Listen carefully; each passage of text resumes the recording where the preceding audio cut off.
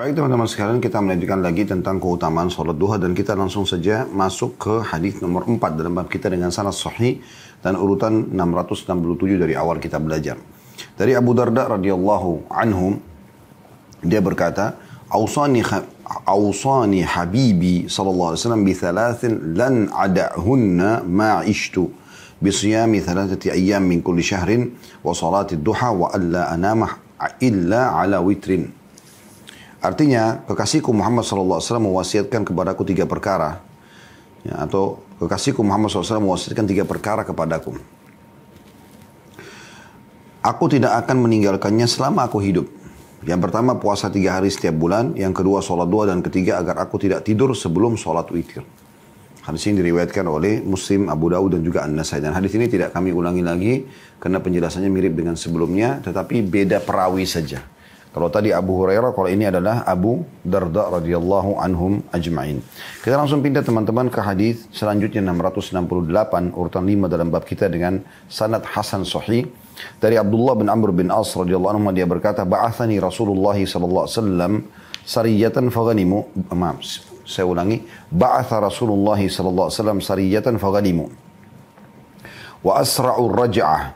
Fatahaddatha an-nasu bikurbi magzahum wa kathrati ganimatihim wa sur'ati raj'atihim faqala Rasulullah SAW ala adullukum ala aqraba minhu magzan wa akthara ganimatan wa awshaka raj'atan man tawadda'a thumma ghada ila al-masjid li subhati ad-duha wa huwa aqrabu minhum magza wa aktharu ganimatan wa awshaku raj'ah."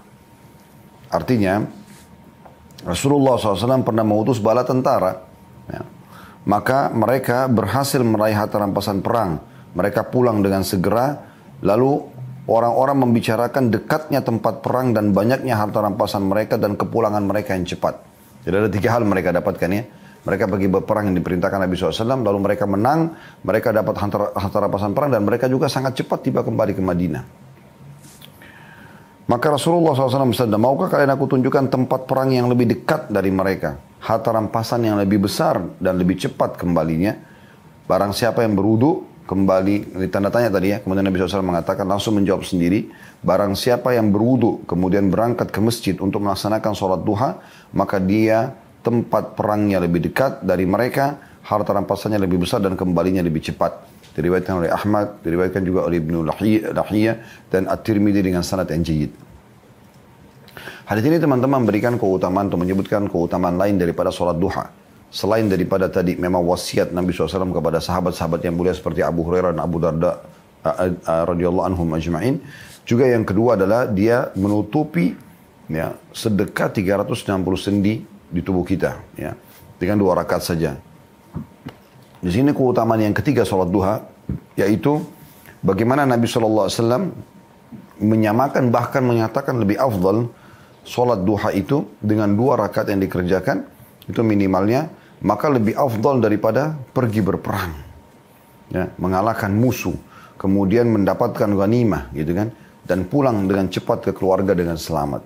Dan itu keutamaan sholat duha. Gitu kan. Nabi SAW jelaskan itu. Tidak usah jauh-jauh pikirkan pergi ke medan perang. Seakan-akan Nabi SAW katakan begitu. Ya. Tidak usah jauh-jauh berpikir tentang masalah banyaknya harta rampasan perang yang didapatkan. Tidak usah jauh-jauh berpikir tentang masalah cepatnya mereka keluar, akhirnya bergabung lagi sama keluarganya sehingga aman lagi. Ada yang lebih baik daripada itu semua. Yaitu kalian keluar, kemudian ke masjid, lalu kerjakan sholat duha, maka itu lebih cepat untuk kembali ke keluarga, lebih besar pahalanya daripada orang berjihad dan juga lebih baik daripada ghanimah yang didapatkan. Dan ini keutamaan tersendiri itu, dan ini keutamaan ketiga dari sholat duha. Ini Anda bisa bayangkan luar biasa. Dan di sini juga kita ambil pelajaran selain keutamaan sholat duha, ada anjuran untuk mengerjakan sholat duha, boleh di rumah, boleh di masjid. Ya. Itu sholat-sholat sunnah umumnya dikerjakan di rumah, tapi di sini hadis ini disebutkan tentang masalah, kalaupun orang sampai harus keluar dari rumahnya, maka dia mampir sebentar ke masjid untuk sholat duha. Ya. Kemudian selanjutnya hadis nomor 6 dengan sanad hasan sahih. Tadi sudah kita sebutkan 3 keutamaan ya. Hadis nomor 669 dari awal kita belajar dari Abu Hurairah radhiyallahu anhu. Dia berkata, "Ba'atha Rasulullah SAW ba'than fa'a'zamul ghanimata wa asra'ul karrata Faqala rajul ya Rasulullah, ma ra'ayna ba'than qattun asra'a karrah, wala a'zama ghanimatan min hadzal ba'th. Qala ala ukhbirukum bi asra'a karrata minhum wa a'zama ghanimah. Rajulun tawadda'a fa ahsana al-wudu'a, thumma 'amada ila al-masjid fa shalla fihi al-ghadat. Thumma 'aqqaba bi salati ad-dhahwa. Faqad asra'a al-karrata wa a'zama al-ghanimah. Rasulullah SAW mengirim para tentara, ini riwayat Abu Hurairah ya, radhiyallahu anhu. Kemudian mereka mengumpulkan rampasan perang yang besar sekali dan pulang dengan cepat, dengan selamat. Maka seseorang laki-laki berkata, ya Rasulullah, kami tidak melihat bala tentara yang lebih cepat kembali dan lebih besar harta rampasannya daripada bala tentara ini. Cepat sekali begitu keluar, menang, langsung pulang dan bawa harta rampasan perang dengan kemenangan. Maka Rasulullah SAW bersabda, maukah kamu aku beritahukan tentang seseorang yang lebih cepat pulangnya daripada mereka dan lebih besar harta rampasan perangnya? Tanda tanya. Lalu Nabi SAW jawab sendiri. Ialah seorang laki-laki yang berwudu, lalu dia membaguskan wudunya, kemudian berangkat ke masjid, lalu dia ikut sholat, atau dia kerjakan sholat subuh, lalu dilanjutkan dengan sholat duha. Maka dia pulang lebih cepat dengan meraih rampasan lebih besar. Hadis riwayat Abu Ya'la dengan rawi-rawinya sanadnya adalah rawi yang sahih. Al-Bazzar Ibn Hibban juga menyebutkan atau meriwayatkan. Al-Bazzar menjelaskan bahwa riwayatnya dalam riwayatnya laki-laki tersebut adalah Abu Bakar radhiyallahu anhu. Hadis ini menyebutkan keutamaan yang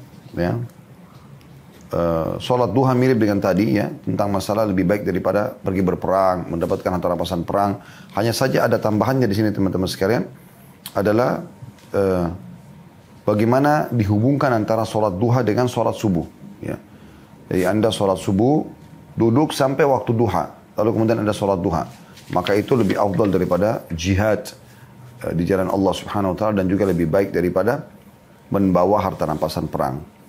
Riwayat nomor 7 dalam bab kita hanya sanad saja dengan sanad sahih li ghairihi, dan urutan 670 dari awal kita belajar. Hadis ini diriwayatkan juga oleh Tirmidzi dalam kitab Ad-Da'awat dari sunannya, dari hadis Umar bin Khattab radhiyallahu anhu, dan juga telah disebutkan sebelumnya. Kita langsung teman-teman masuk ke keutamaan yang kelima dari sholat duha, yaitu hadis nomor 8 dalam bab kita dengan sanad sahih.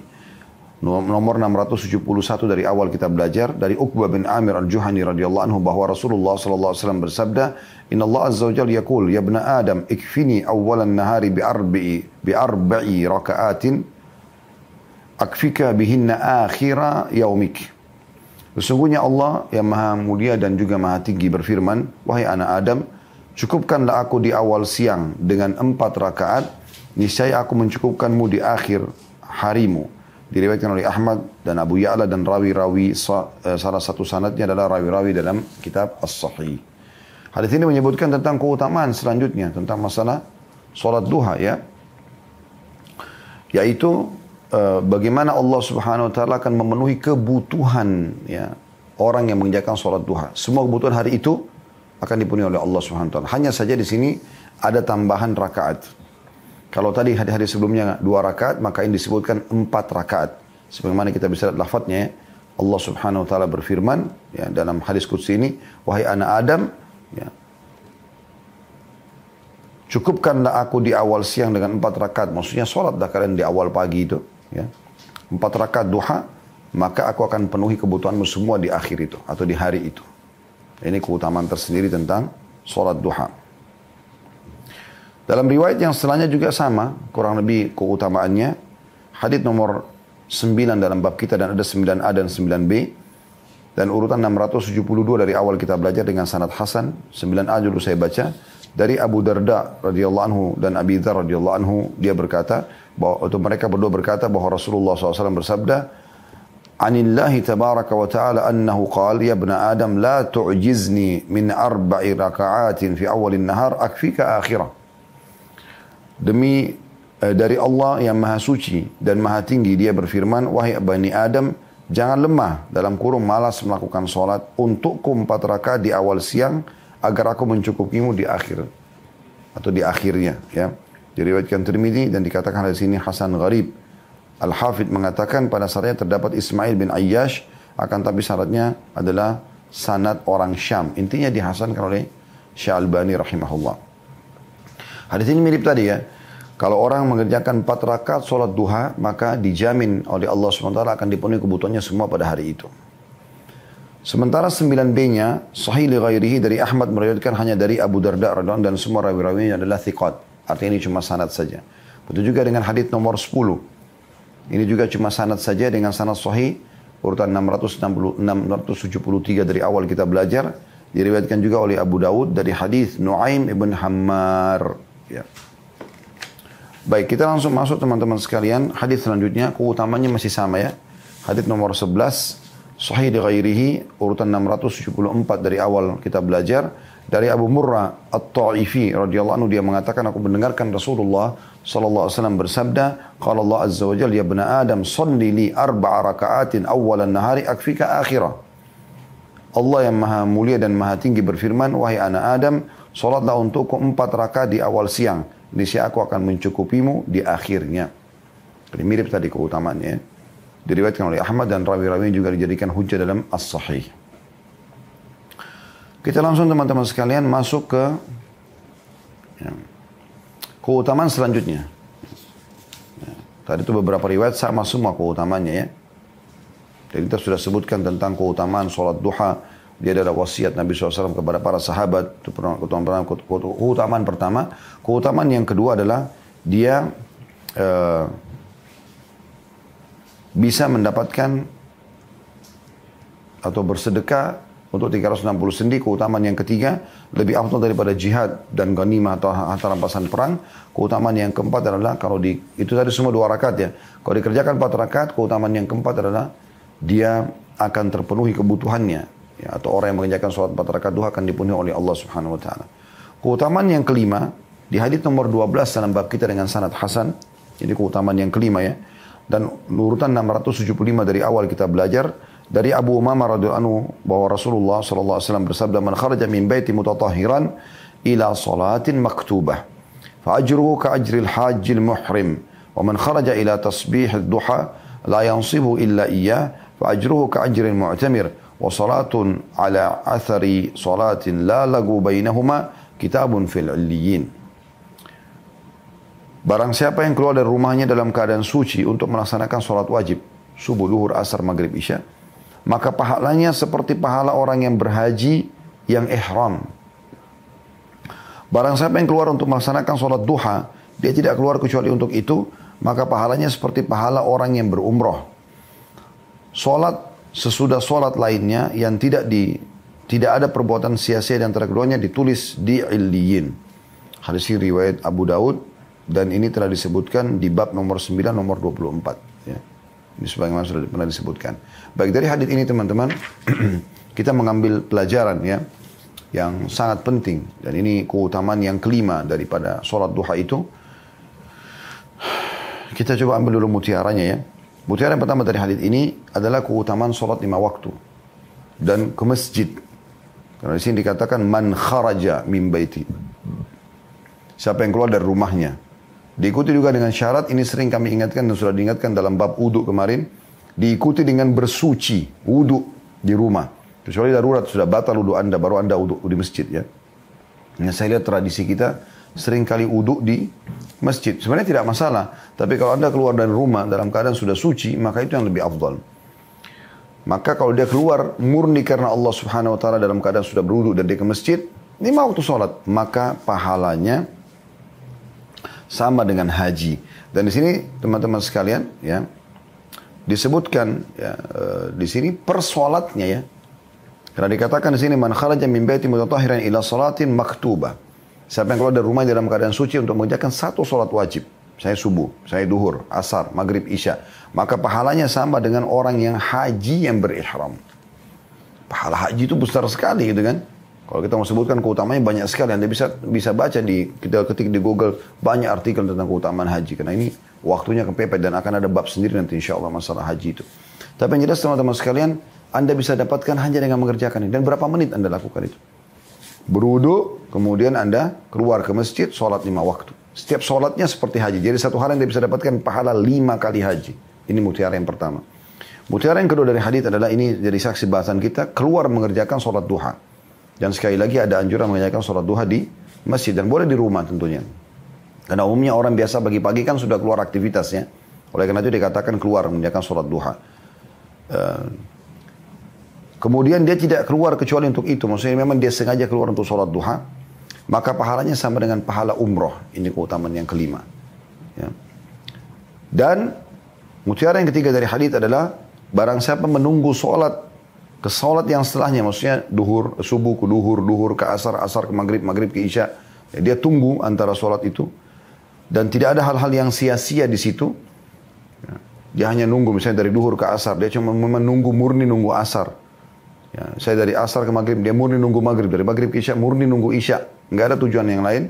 Maka dia akan dicatat dalam Illiyin. Dan Illiyin sebuah kitab yang ada Allah SWT catatkan ahli surga. Ya, untuk ahli surga. Yang terakhir teman-teman, ini keutamaan yang keenam daripada sholat duha. Dan kita tutup dengan ini. Hadits nomor 13 dalam bab kita dengan sanad hasan.